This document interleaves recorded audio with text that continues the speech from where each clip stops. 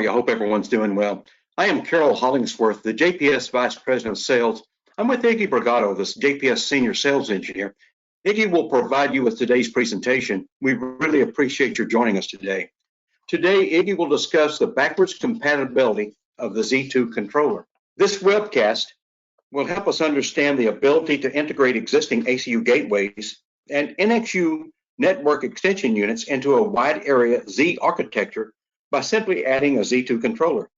Iggy will discuss the distinction between bridge channels and RoIP channels. When provisioning the Z2 controller, this will aid in the migration of the JPS flagship products into a dynamic architecture that can consist of an RSP-Z2 Dual Channel Gateway, MCC Multi-Channel Consoles, and even the ACU Z1.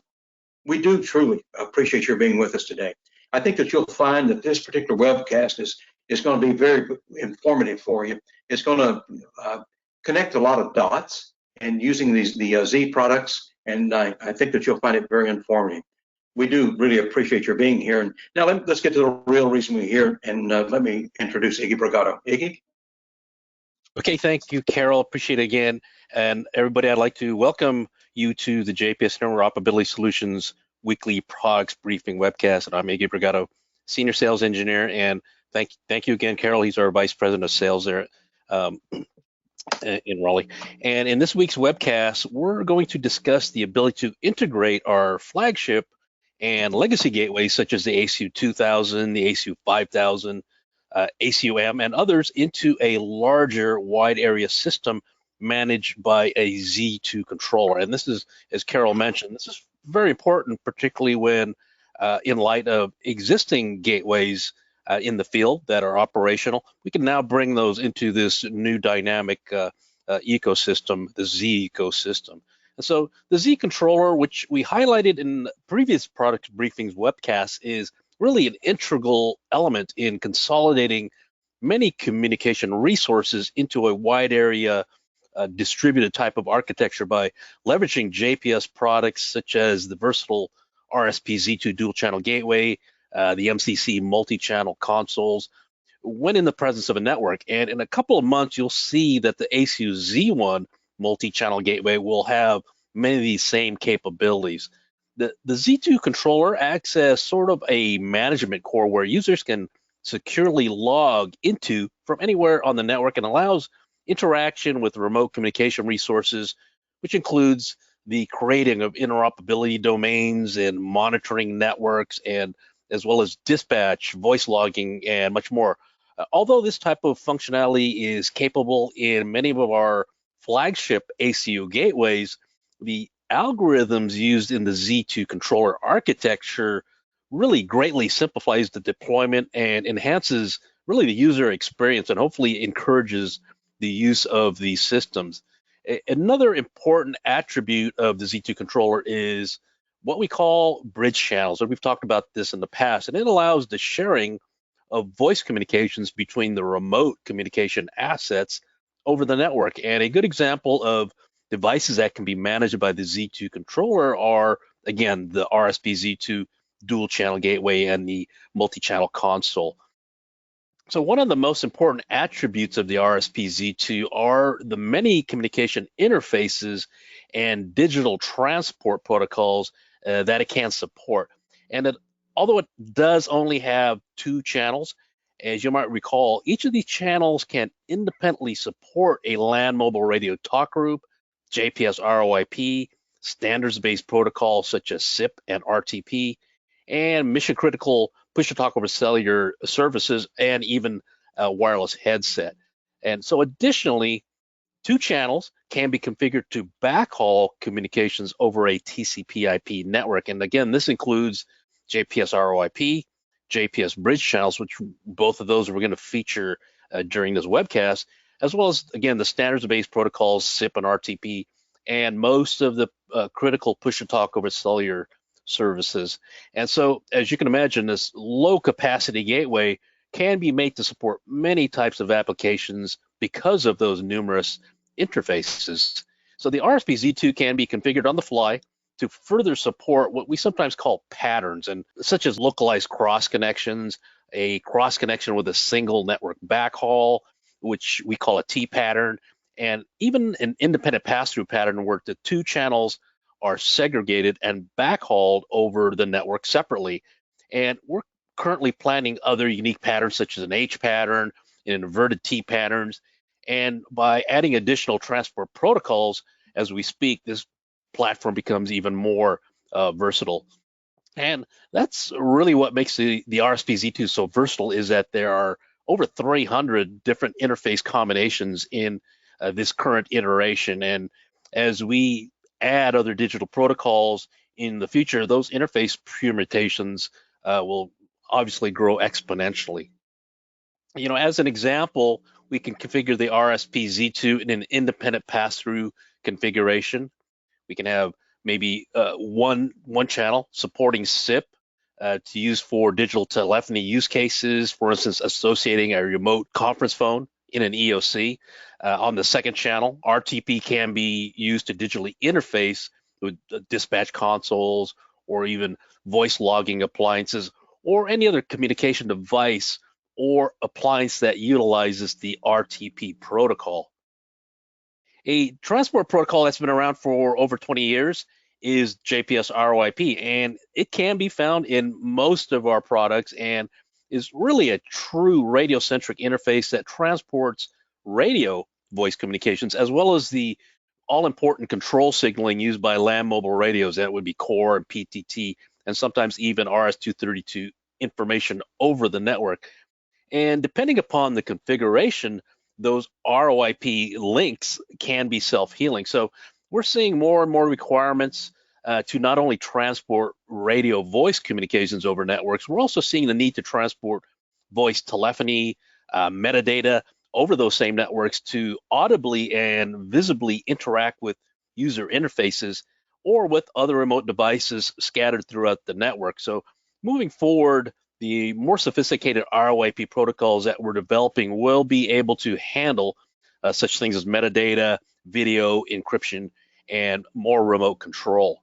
And so the first IP-centric RoIP device that JPS introduced was the NXU2 network extension unit, and that was in the year 2000.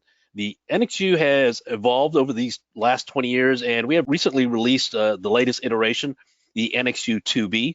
It is a single channel gateway that allows the transmit and receive audio from a LMR device, such as a donor radio, to be delivered over TCP/IP networks. And we are able to adjust transmit and receive audio gain levels.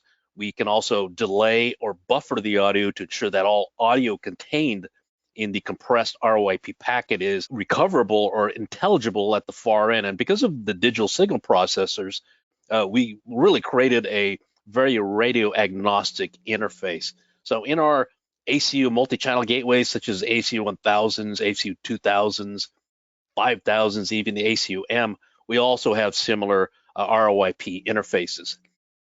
Because of the radio-centric nature of JPS RoIP requires a little bit more effort to introduce, for instance, SIP or RTP or even push-to-talk over cellular services over the RoIP link, which are really not radio-centric interfaces per se, but they are possible. But integration requires a little bit more work and hardware to get those digital protocols to travel across the JPS RoIP link. So JPS RoIP isn't really optimized for digital to digital interfacing, such as RoIP to SIP, RoIP to RTP, or even RoIP from one agency to RoIP of another agency. But there are always ways around this, and we'll look at some of those examples later, particularly with respect to the multi-channel interoperability gateway. So JPS bridge channels help solve many of those complications by implementing algorithms that work with not only land mobile radios, but the digital protocols such as, again, the JPS RoIP, SIP, and RTP, as well as the push-to-talk over cellular services, and hopefully with many more digital interfaces to come in the future. So once again, let's take a look at an RSP-Z2 Dual Channel Gateway, particularly in an independent pass-through configuration or pattern where each of the two channels are again separated and then backhauled over the network using bridge channels.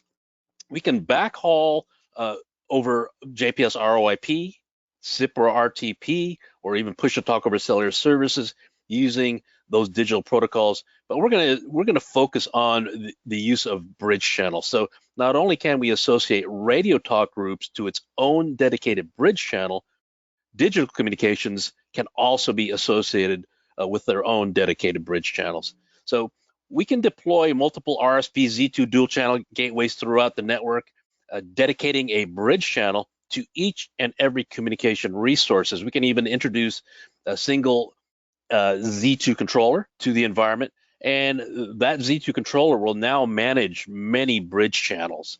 And remember, because of the Z2 controller, we can now represent and easily manage each and every communication resources, whether it's an LMR talk group or digital resource such as JPS, RoIP, SIP, or RTP, or even POC, and they can all be represented by a separate and distinct bridge channel.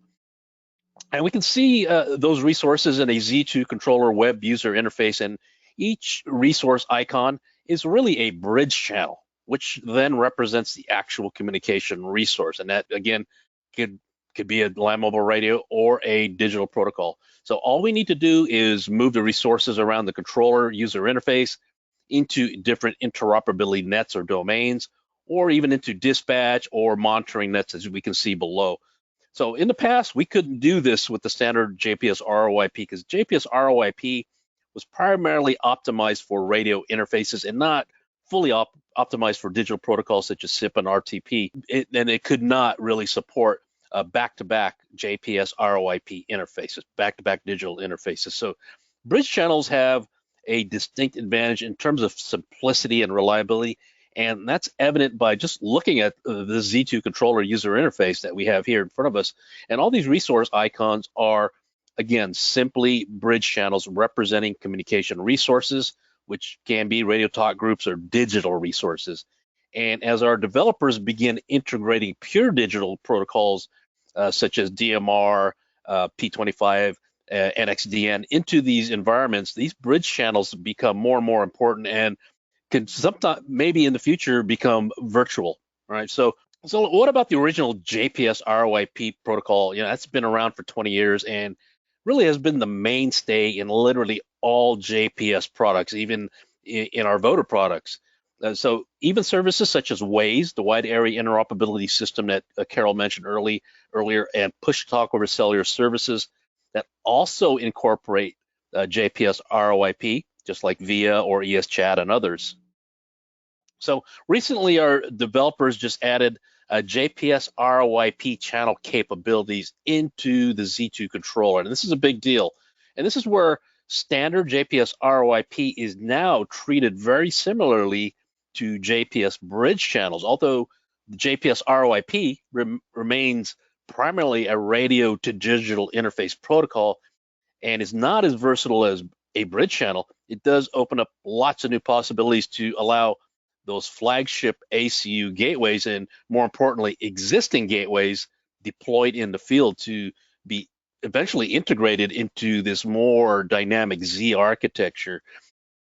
Simply by adding a simple Z2 controller, this truly adds backwards compatibility to the Z architecture. So why are RoIP channels so important?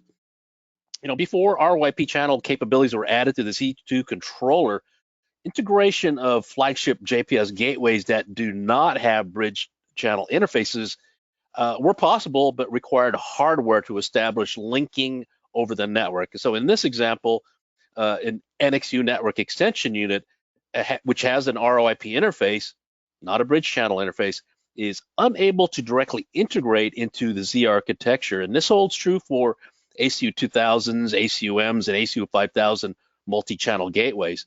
So one popular method that's been used to integrate these flagship gateways into the Z ecosystem is to use a hardware middleman, so to speak, to close the network link. So remember, there are over 300 interface permutations that we discussed earlier. One of those permutations in the RSP-Z2, in this case, is the ability to link using an RoIP interface. And so we can link to the NXU2 module, and the backhaul is provisioned as a bridge channel which then associates the NXU in this example to the Z system. And we're using an independent pass-through pattern in this example. And as you can see, the JPS RoIP can be put into play, but it's really a hardware inefficient solution. As you can see, you have to have extra hardware to create that RoIP integration into that Z architecture. So let's take a look at an RoIP interface using a multi-channel gateway such as ACU 2000 or an ACU 5000, even the ACU T or ACU M.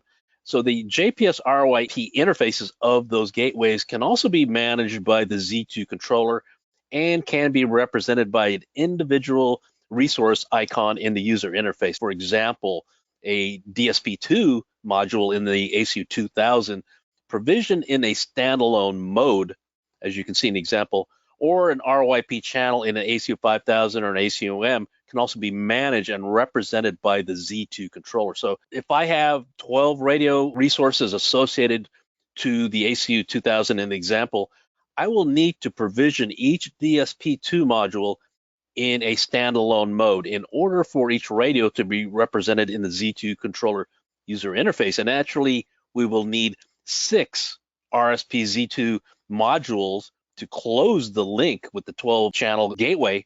And as you can see, this can be very inefficient in terms of hardware.